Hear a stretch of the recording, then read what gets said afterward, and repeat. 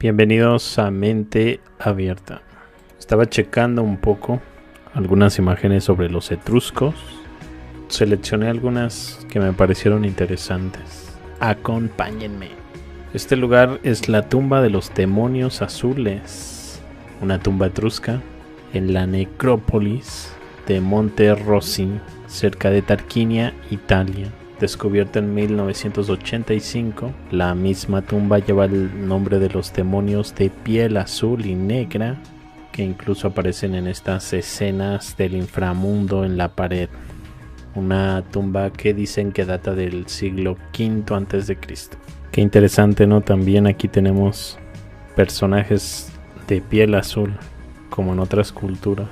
En las tumbas hay todo este tipo de representaciones variadas. Los demonios también parecen llevar alas. Me imagino que es ángel, los que no son de azul, y demonios, y ambos con alas. Qué interesante.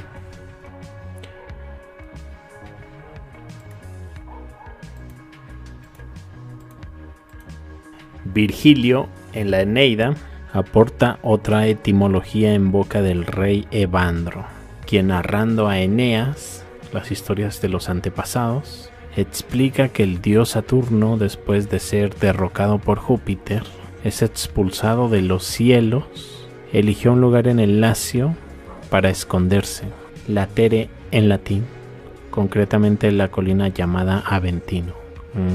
Curioso.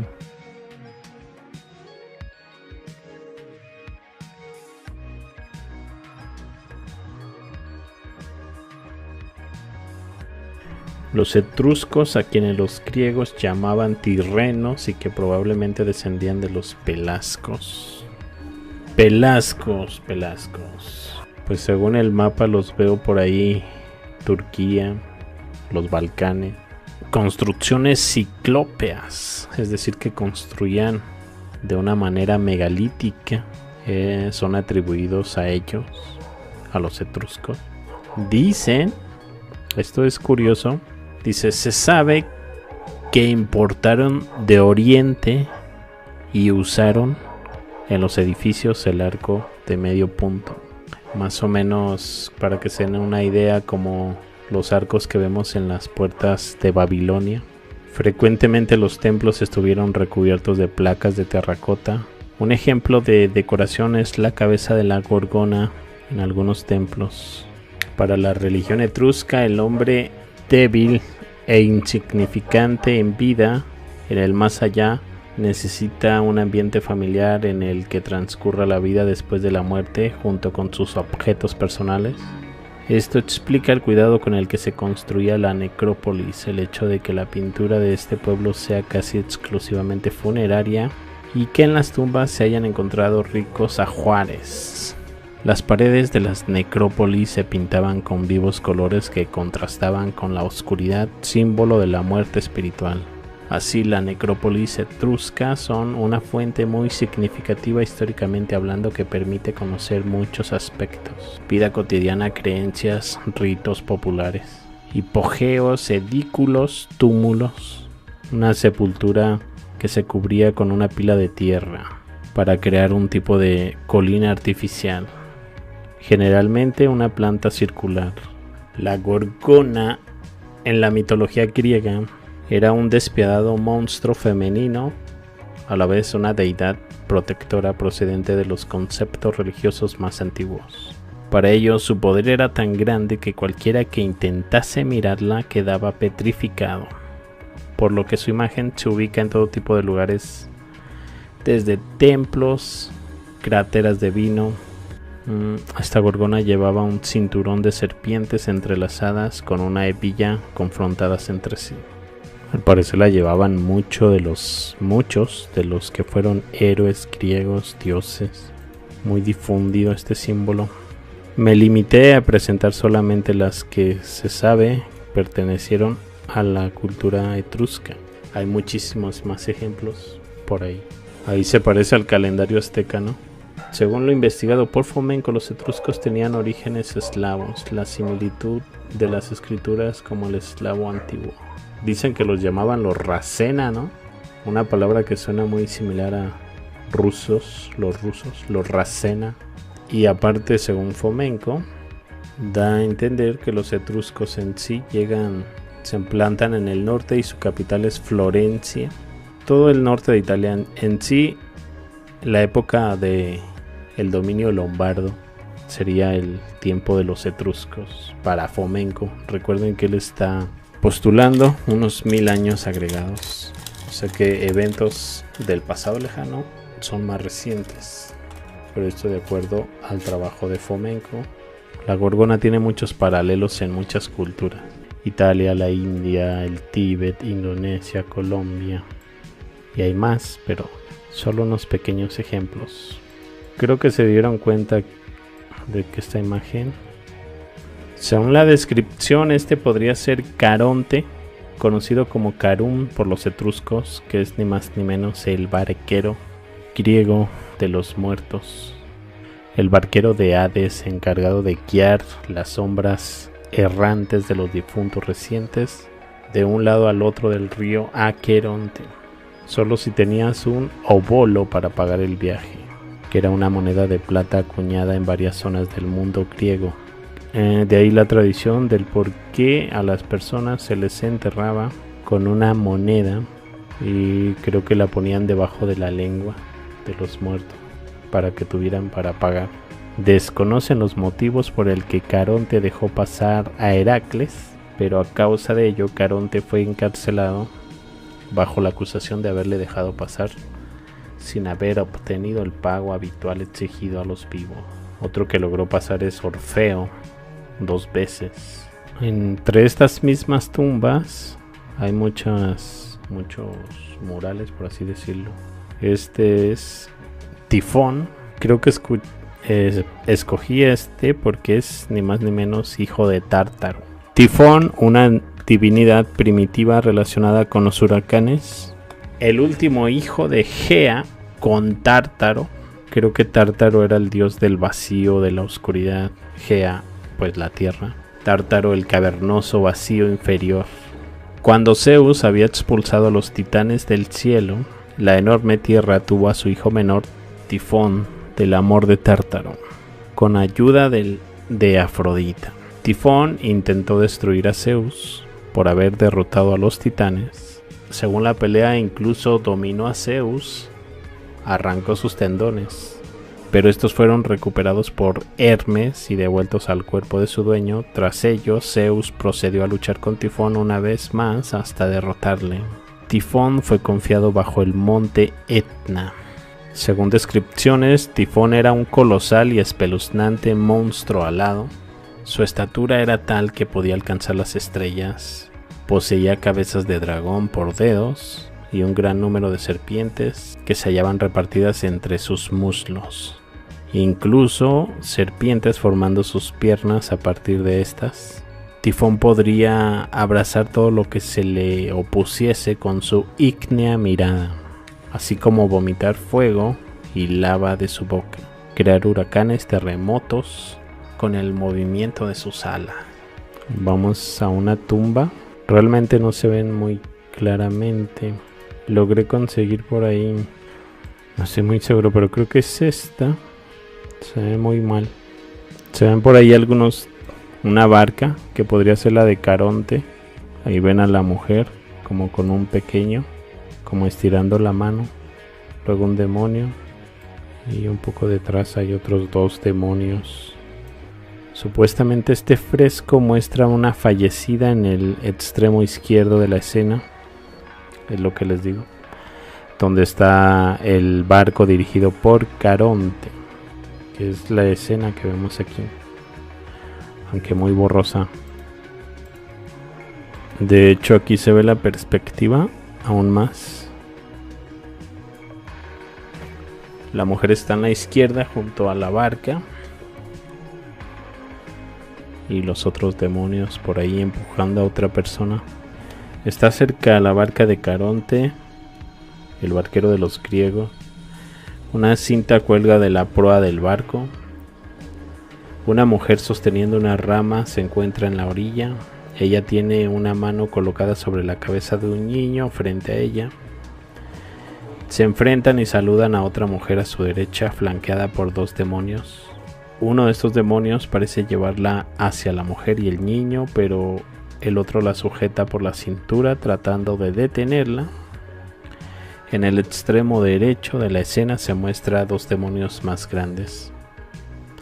El demonio azul está a la izquierda sentado en una roca con 2 serpientes en sus manos. Se enfrenta al demonio negro de la derecha, que se acerca con los dientes expuestos, las garras y los ojos intimidantes. La pared trasera muestra una escena de simposio de 4 o 5 parejas reclinadas en bancos. Creo que es la pared opuesta a esta. Creo que ahí aparece Hércules, ¿no creen? Hades, Persefone. Por ahí vi este gigante, no sé qué opinan ustedes. Este fresco en una tumba representando a un aristócrata etrusco en zapatos rojos y toga con ciervos a la izquierda. Toma un gran fresco y lo dataron en el siglo II a.C. Ahora algunas criaturas que he visto por ahí entre algunas piezas etruscas.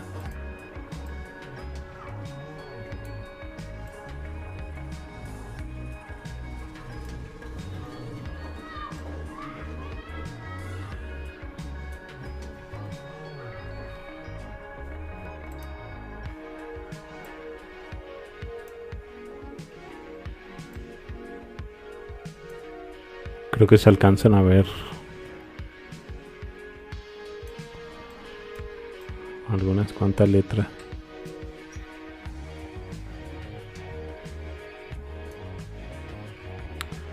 El Pegasus.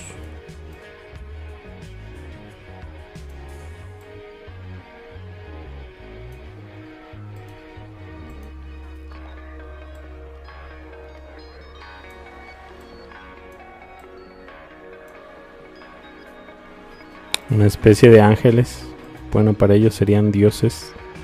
Estaba preguntándome, ¿creen que esto represente esta leyenda de los viajes de Ulises? Según recuerdo, dejaron tuerto al gigante, ¿no? Y me parece que es lo que está pasando aquí.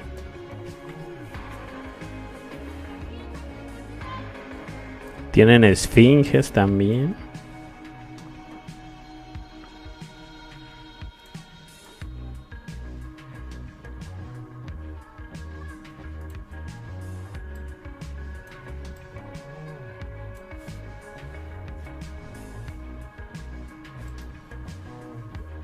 Vamos con los grifos. Ya se percataron también de las esvásticas que han estado apareciendo por ahí.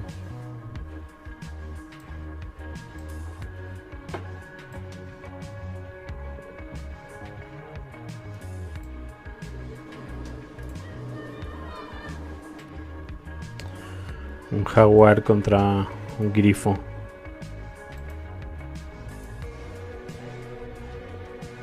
Tengo entendido que eran muy grandes los grifos. ¿Será que los jaguares...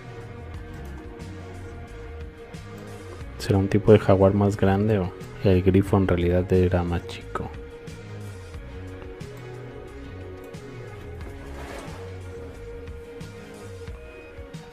Los historiadores griegos romanos tienen muchos relatos sobre grifos, dragones, todo este tipo de criaturas que hoy en día consideramos de fantasía.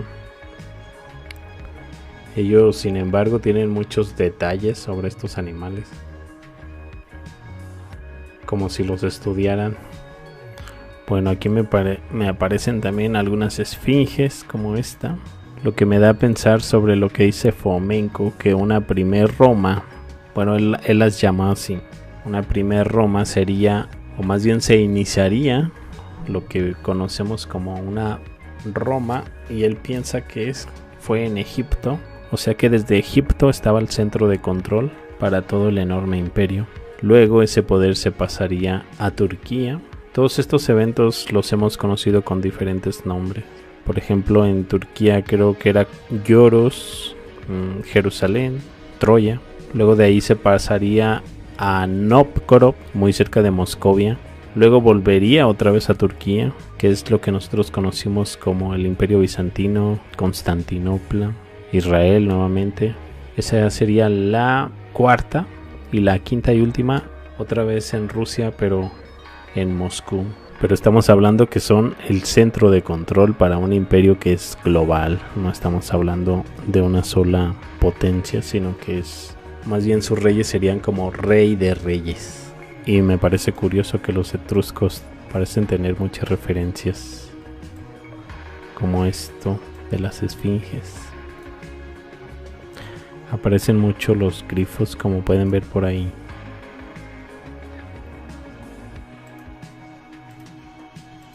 Aparecen lo que llamamos Pegaso,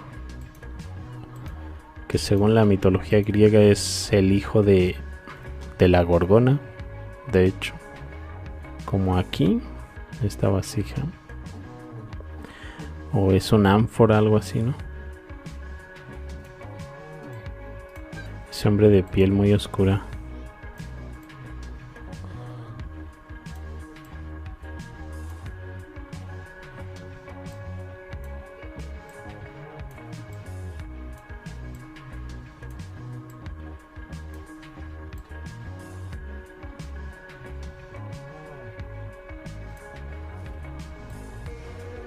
Con esa representación es con la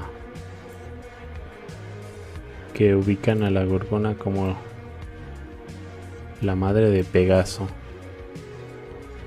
Por cierto, la Gorgona también tiene alas.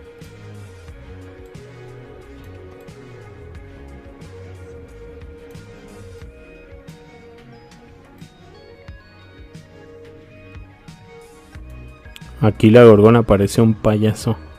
Cabello rojo, como conocemos a los payasos. Grande sonrisa, lengua de fuera, nariz bola.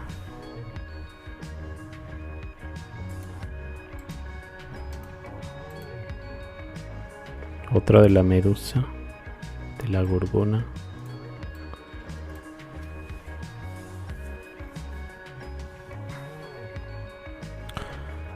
Con algunas esvásticas ahí por ahí. Esta representación es de la misma tumba en la que estábamos checando este mural en la parte derecha de la pared derecha. La tumba del demonio azul de Tarquinia. Tumba de los demonios azules. Una tumba de cámara etrusca pintada encontrada en 1985. Tarquinia. Su nombre a partir de las representaciones de grandes demonios, algunos sosteniendo serpientes en ambas manos. En la otra pared se puede ver el viaje del muerto al inframundo. Se sube a un carro, lo acompañan músicos y bailarines. En la pared de la derecha hay un barco y la consorte del dueño de la tumba que llega al inframundo, recibida por sus antepasados. El río Aqueronte está simbolizado aquí por Caronte. A la derecha de este hay unos 4 demonios azules que habitan el paisaje rocoso del inframundo. Las 2 paredes longitudinales de la tumba están obviamente dedicadas al hombre por un lado y a la mujer enterrada aquí por el otro. La pared trasera de la cámara funeraria muestra una escena de banquete con Aufklärung, invitados acostados y músicos de pie junto a ellos.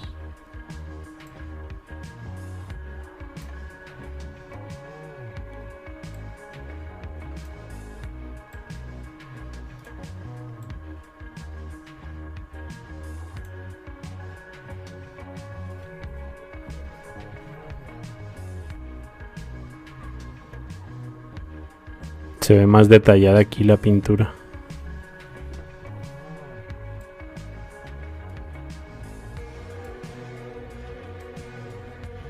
Ahora entiendo también muchas pinturas de la Edad Media de por qué cuando representaban el inframundo lo representaban a los demonios como de color azul celeste.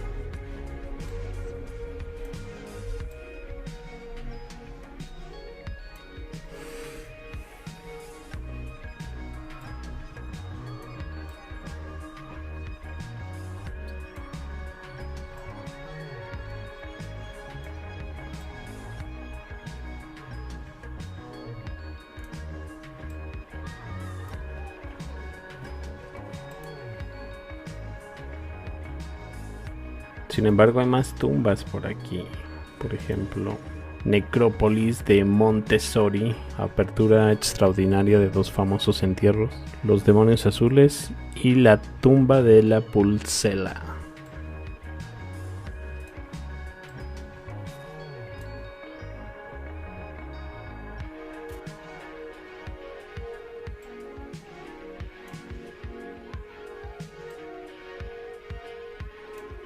Esta escena es muy diferente a la otra.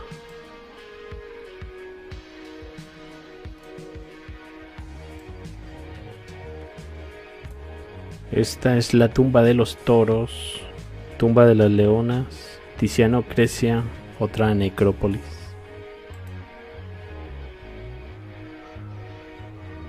Un acercamiento al caballero que está ahí en el fondo.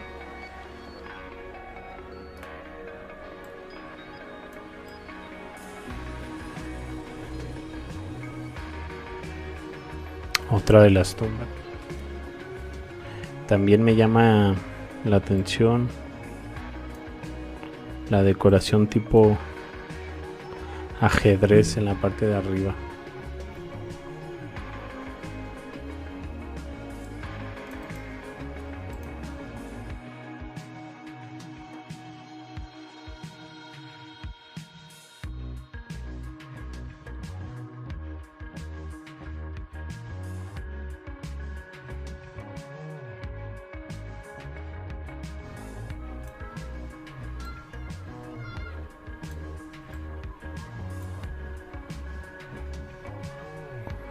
Un acercamiento a lo que vemos ahí en la parte de arriba. Es esto.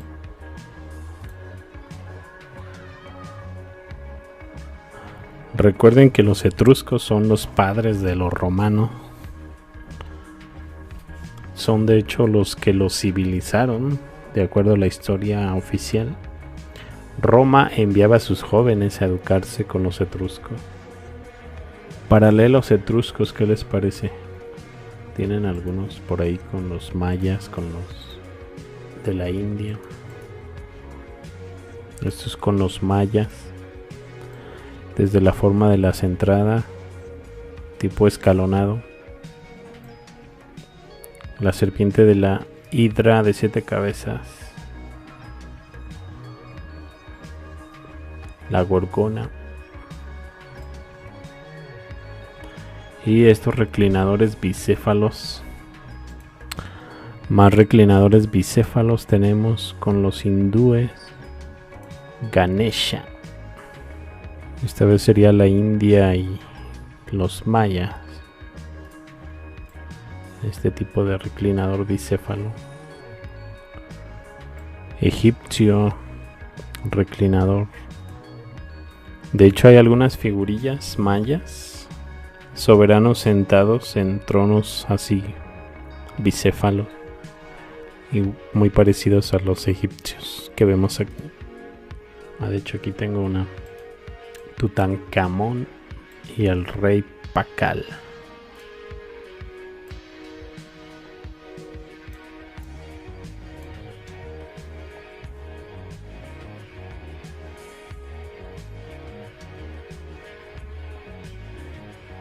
Más reclinadores bicéfalos aquí. Egipcio, Sudamérica, Asia. Reclinador bicéfalo más aparte unos búhos. De hecho interesante que Viracocha lleve 2 serpientes en las manos, ¿no? Como lo hacían estos demonios. Europa, mayas. Esta imagen que puse en un principio es la tumba de Francisco, uno de los monumentos etruscos más importantes. La tumba pertenecía a la familia etrusca de los Saties de Pulci, una de las familias aristocráticas más numerosas de la ciudad. Contrasta temas troyanos con temas de la historia heroica pulciana dentro de un contexto deliberadamente anti-romano.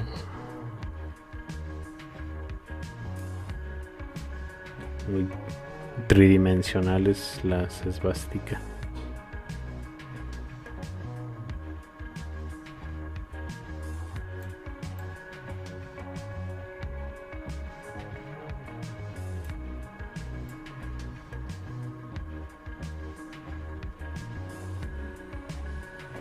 La misma tumba pero vista desde otra perspectiva.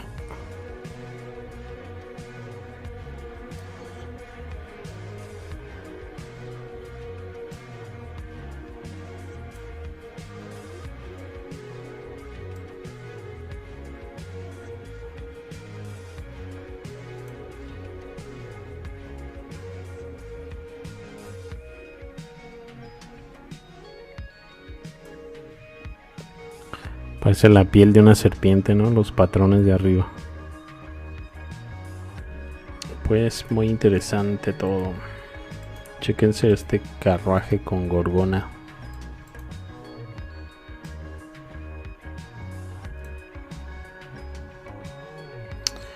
Gorgona. Y la parte de abajo que es otra. Le da un parecido a la diosa egipcia, ¿no? Con cabeza de leona. Esta figura de... no sé si será de un demonio o... ¿cómo se llama este personaje? O un fauno.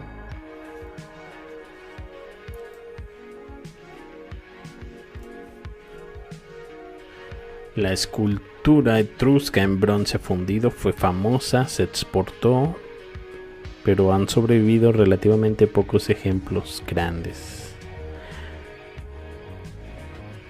En contraste con la terracota y el bronce, había relativamente poca escultura etrusca en piedra, a pesar de que los etruscos controlaban fuentes finas de mármol, que parece que no fue explotado hasta los romanos. De hecho, los etruscos inventaron el estilo norteño. Chequen por ahí esta representación. Estilo norteño con barbilla egipcia. ¿Recuerdan todas estas representaciones de los artistas Capriccio que representaban un mundo en ruinas de Roma, como si hubiese pasado por ahí un tipo de catástrofe, inundación de barro quizás, un tipo de guerra? Se ven los edificios bastante destruidos en ocasiones. Cosas interesantes que aparecen muchos animales medievales como grifos, pegasos, bueno, muy variado. Cosas muy del estilo egipcio como obeliscos, incluso con caracteres egipcios. Y me parece curioso porque entre estas figurillas etruscas parece que lo egipcio está muy entremezclado. Ya les mostré por ahí algunas representaciones tipo esfinges. Aquí otra más. Ahora unas representaciones de los artistas Capriccio para que vean por ahí pirámides, obeliscos.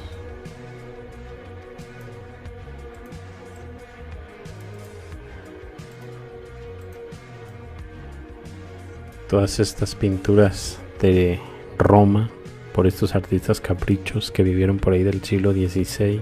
Al parecer abundaban los obeliscos, algunas cuantas pirámides se ven. La escritura de los etruscos fue descifrada hace un siglo por los académicos. Han rechazado que etrusco se traduce a la antigua lengua eslava y por lo tanto se va a deducir que procedían de Scythia. Una de las esculturas más utilizadas por los etruscos, el grifo. Pues ya, como les digo, Fomenko por ahí habla de un posible Egipto para una primer Roma. No sé si checaron también el video donde mostré algunas ruinas del imperio hitita en Turquía. Este imperio que era igual de poderoso que los egipcios en tiempos de Ramsés, que pelearon. Donde en Escitia también encontramos algunas esfinges en la entrada de la ciudad. De hecho, se encuentra un águila bicéfala a un costado de una de estas esfinges. Tengo por aquí también algunas imágenes sobre la isla de Creta, donde también abundan mucho los grifos. Todo tipo de representaciones interesantes. Así que luego vemos esta serie de imágenes. Déjenme por ahí acomodar un poco y lo dejamos para un próximo video. Déjenme sus comentarios acerca de estas imágenes sobre los etruscos. Intentaré buscar un poco más. Por ahora lo dejo así. Me despido. Los veo más adelante con más información. Hasta luego.